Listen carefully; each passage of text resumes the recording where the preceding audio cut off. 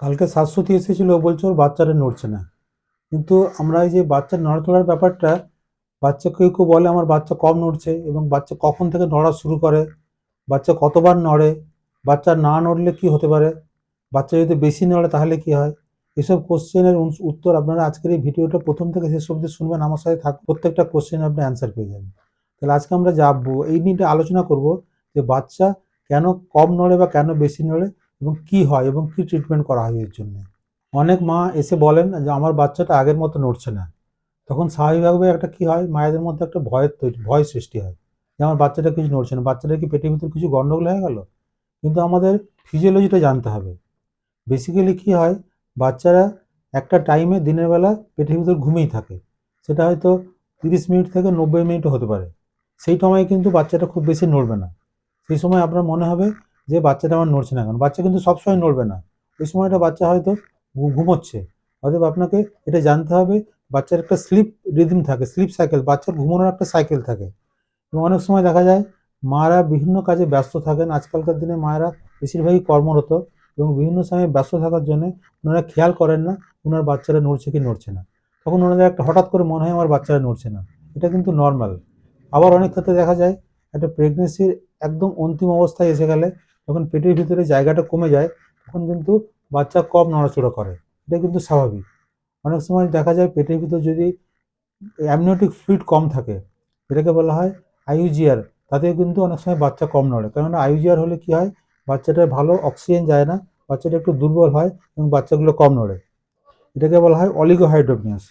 অতএব আরও আমাদের কোনো প্লাসেন্টার যদি সমস্যা থাকে, যদি ব্লাড সাপ্লাই কম থাকে, সেখানে কিন্তু বাচ্চা কম নড়ে। এবং আইইউজিআরের কথা আগে বলেছি। অনেক সময় দেখা যায় আমাদের বাচ্চার গলায় একটা নাড়ি জড়িয়ে থাকে, মানে আর্মেরিক্যাল কর্ড জড়িয়ে থাকে। অনেক সময় খেয়াল করতে হবে আল্ট্রাসাউন্ডের সময় যে আর্মেরিক্যাল কর্ড জড়িয়ে আছে কিনা, সেক্ষেত্রে কিন্তু বাচ্চা কম নড়চড়া। প্রত্যেকটা ক্ষেত্রে কিন্তু ট্রিটমেন্ট আলাদা।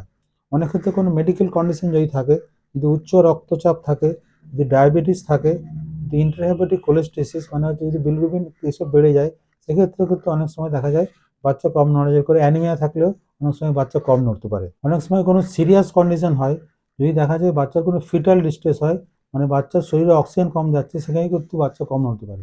সেক্ষেত্রে কিন্তু ব্যাপারটা খুব সিরিয়াস, আপনাকে সিরিয়াসলি ব্যাপারটা নিতে হবে।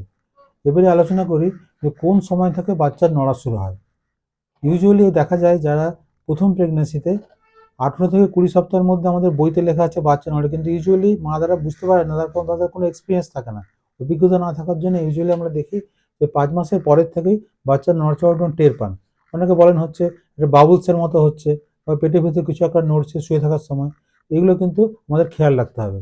তার মানে যেটা বোঝা গেল, কোনো অনেক ক্ষেত্রেই বাচ্চা স্বাভাবিকভাবে কম নড়ে, কিন্তু আমরা সেটা ভয় পেয়ে বলি যে বাচ্চা আমার কোনো গন্ডগোল হচ্ছে, আমরা ভয় পেয়ে যাই। কিন্তু আমাদের জানতে হবে কোন কোন ক্ষেত্রে বাচ্চা না নড়লে আমাদের তাড়াতাড়ি ডাক্তারের কাছে যেতে হবে। এবার তাহলে কী করবে, বাচ্চা যদি কম নড়ে তাহলে কী করতে হবে, আমাকে একটা ডাক্তারের সঙ্গে যোগাযোগ করতে হবে, এবং আমাকে একটুখানি ভালো করে শ্বাস প্রশ্বাস নিতে হবে, একটু জল খেয়ে ওয়েট করতে হবে, দেখি আমার বাচ্চারা নড়ে কিনা। ইউজুয়ালি আমরা যেটা বলি পেশেন্টদের, আপনি সারাদিনে সকাল 8টা থেকে রাত্রি 8টা অবধি দেখবেন এই 12 ঘন্টা আপনার বাচ্চাটা 8 থেকে 10 বার নড়ছে কিনা। যদি 8 থেকে 10 বার নড়ে, তাহলে কিন্তু আপনার বাচ্চার কোনো দরকার নেই কবার নড়ছে। কেননা বাচ্চার নড়াটা কেন হয়, বাচ্চা যদি সুস্থ থাকে তাহলেই বাচ্চা নড়বে, বাচ্চা যদি অসুস্থ থাকে তাহলে বাচ্চা নড়বে না। এটা ইউজুয়ালি দেখা যায় যখন প্যাথোলজি কিছু থাকে। ওই জন্য আমাদের এই জিনিসটা আমাদের মাথায় খেয়াল রাখতে হবে, 8 থেকে 10 বার নড়ছে কিনা। অতএব আমরা যখন যাব ডাক্তারের কাছে, ডাক্তারবাবু কী করবেন, ডাক্তারবাবু প্রথমে একটা আল্ট্রাসাউন্ড করে দেখবেন যে আপনার বাচ্চাটার কীরকম গ্রোথ আছে, বা পেটের ভিতর কত অ্যামনিওটিক ফ্লুইড আছে, বা আপনার একটা কালার ডপলার বলে একটা টেস্ট করা হয়, যে টেস্ট করে বোঝা যায় আপনার বাচ্চার শরীরে প্লাসেন্টার থ্রু দিয়ে আপনার বাচ্চার শরীরে অক্সিজেন যাচ্ছে কিনা। এগুলো যদি সব ঠিক থাকে তাহলে কিন্তু চিন্তা করার কোনো কারণ নেই। অথবা আমরা একটা জিনিস করি যেটাকে বলা হয় কার্ডিওটোকোগ্রাফি। একটা এক্স ইসিজির মতো একটা জিনিস করা হয়, ইসিজির মতো একটা কার্ভ আসে বাচ্চার, সেই সিটিজি করলে দেখা যায় অনেক সময় আপনার হার্টবিটটা বাচ্চার কীরকমভাবে উঠছে নামছে, এটা থেকে বোঝা যায় বাচ্চার পেটের ভিতরে কোনো গন্ডগোল হচ্ছে কিনা। অথবা যদি দেখা যায় একটা আল্ট্রাসাউন্ড করে বাচ্চার গলায় কর্ড জড়িয়ে আছে, 2-3টে রাউন্ড কর্ড আছে, সেক্ষেত্রে কিন্তু আপনার বাচ্চা কম নড়তে পারে।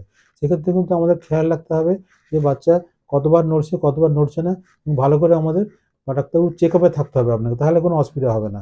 এবং যদি দেখা যায় যদি সত্যিকারের আপনার কোনো ডায়াবেটিস আছে বা হাইপার টেনশন আছে, সেক্ষেত্রে বাচ্চা কম নড়ছে, তাহলে কিন্তু আমাদের সিরিয়াসলি আমাদের সিটিজি করতে হবে, এবং ইমিডিয়েটলি যেটা আমাদের পদক্ষেপ নিতে হবে যাতে বাচ্চাটা তাড়াতাড়ি ডেলিভারি করা যায়। অতএব বাচ্চা যদি আপনার খুব কম নড়ে তাহলে কিন্তু আপনাকে চুপচাপ বাড়িতে বসে থাকলে চলবে না। আপনাকে দেখতে হবে, ভয় পেলেও চলবে না। আপনার যদি দেখা যায় নরমাল ব্যাপার, ওয়েট করে বাচ্চা নড়ছে, তাহলে চিন্তা করার কিছু নেই। বাচ্চা সবসময় নড়বে না। অতএব কোনো প্রবলেম হলেই আপনি নিকটবর্তী আপনার যে কোনো হসপিটালে যোগাযোগ করুন, অথবা আপনি ডাক্তারের কাছে যান। সেখানে গেলে ডাক্তারবাবু আপনার একটা ইউএসজি, সিটিজি এসব টেস্টগুলো করিয়ে দেখবে। যদি কোনো গন্ডগোল থাকে তাহলে ডাক্তারবাবু ইন্টারভেনশন করবে, হলে বাচ্চাটাকে তাড়াতাড়ি উনি সিজারিয়ান সেকশনের মাধ্যমে বাইরে বার করে নিয়ে আসতে পারেন। অথবা আপনি আমার সঙ্গে যোগাযোগ করতে পারেন। আমি Bhagirathi union women for child care centre, new town এবং মণিপাল হাসপাতালের সঙ্গে যুক্ত। নমস্কার।